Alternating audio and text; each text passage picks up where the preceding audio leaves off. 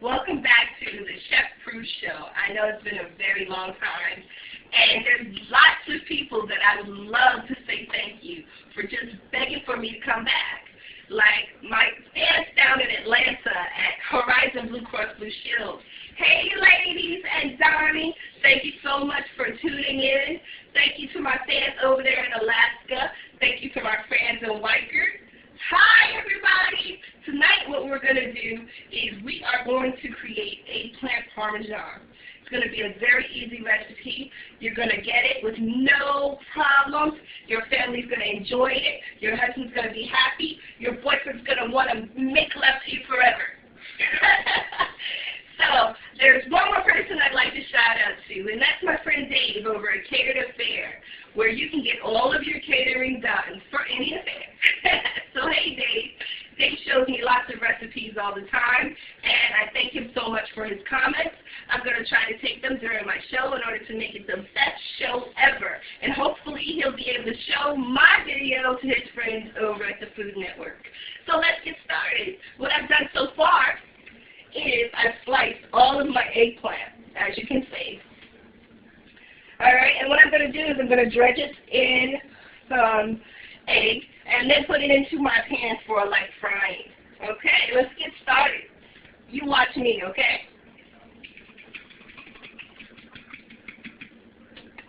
So right now I'm just dredging my eggplant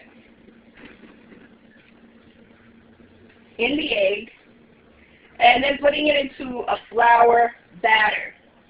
I mixed a little bit of breadcrumbs because I'm not too crazy about the breadcrumbs because sometimes they burn on me.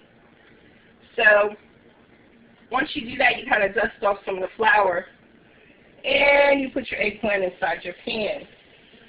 Alrighty, and then we go on to the next one. You keep doing this until you're all done with all of your eggplant slices. Get all of that egg off, okay? Now they say eggplant is very good for you. This is a nice recipe for friends that are coming over that do not eat meat, that are vegetarian. And you can cook them something up real quick. Now you got to watch this eggplant because it will burn fast if your fire is too high. Okay? So I'm just dredging. I love this eggplant. If you cook it just right, it'll be a really nice meal to last you maybe about 2 days, depending on your family size. Now, what I've done so far is I have preheated my oven to 350 degrees. And I'm just waiting for that to heat up. And so how's everybody doing out there? I am so glad that you've tuned back in to my cooking show. A lot of people were wondering what happened to me, and my camera broke. So let's get back over here to this frying pan.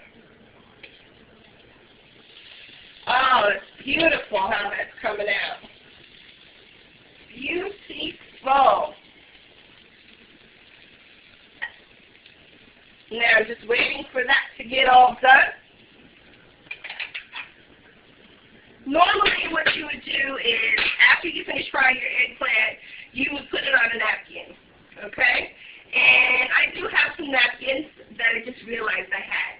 Excuse me for 1 minute. Watch that pan for me.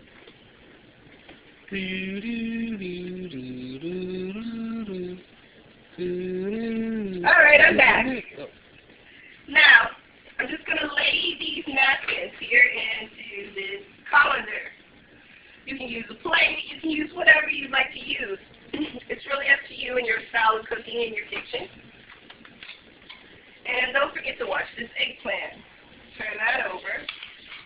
That's looking beautiful. Let's check this one out. And that looks awesome too. I'm just going to lay that in. Uh-oh, the oven is ready. We heard the oven. Let us know it is ready. Okay, now these aren't looking as beautiful as I would like them to look. But they're going to be good. So I'm going back over to dredging. Now, if you didn't get this technique before, pay attention this time. You just take a little bit of flour and some breadcrumbs, get that really good, and then throw it in your pan. All right, now, while we're waiting for that to cook, let's talk about some things. That little Miley Cyrus, boy, is she a cutie. But dating a 21-year-old man? I don't think so. Her father needs to be home. What else do we have to talk about? Oh, did everybody hear that Wendy Williams from WBLS New York is no longer going to be on the radio?